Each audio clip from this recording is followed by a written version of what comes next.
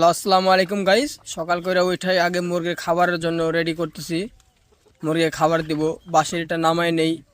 এটার মধ্যে মূলত আমি খাবার টাবার দিই মুরগিকে। এখনও খাবার আছে কিছুটা, এখন থেকে কিছু লেয়ার লেয়ার ওয়ান ফিটটা দিয়ে দেবো কিছুটা। এটা খাবে, কারণ ডিম পাড়া মুরগি আমার এখানে অনেকগুলো আছে। আমি মূলত এখানে যে কটা মুরগি আছে বেশিরভাগ ডিম পাড়া, 7-8টার মতো ডিম পাড়া মুরগি আছে। তার জন্য আগে আমি লেয়ার লেয়ার ওয়ান ফিটটা দিয়ে দিলাম। এই বাঁশের পাত্রের ভিতরে খাবারটা আমি দিই মাঝে সকাল বিকাল 2 টাইম, মাঝে মাঝে দুপুর টাইমেও দিই খাবারটা। দেখেন কীভাবে খাইতেছে তারা। এবারে অনেকগুলো এখন আসবে, আস্তে আস্তে সবগুলো আসবে। এখন মুরগি অনেকগুলো আছে, সবাই খাইতেছে। এখন খাবারটা দিলাম, আবার বিকালে দিব, হয়তো আবার দুপুরে একবার দিব, 2-3বার খাবারটা দিতে হয়। আর সারাদিন নিজেরাই ঘোরাফেরা খায়, এমনি ঘাস পাতা এটা ওইটা খায় বেড়ায় সারাদিন। সর্বমোট মুরগি 15-20টার মতো মুরগি আছে।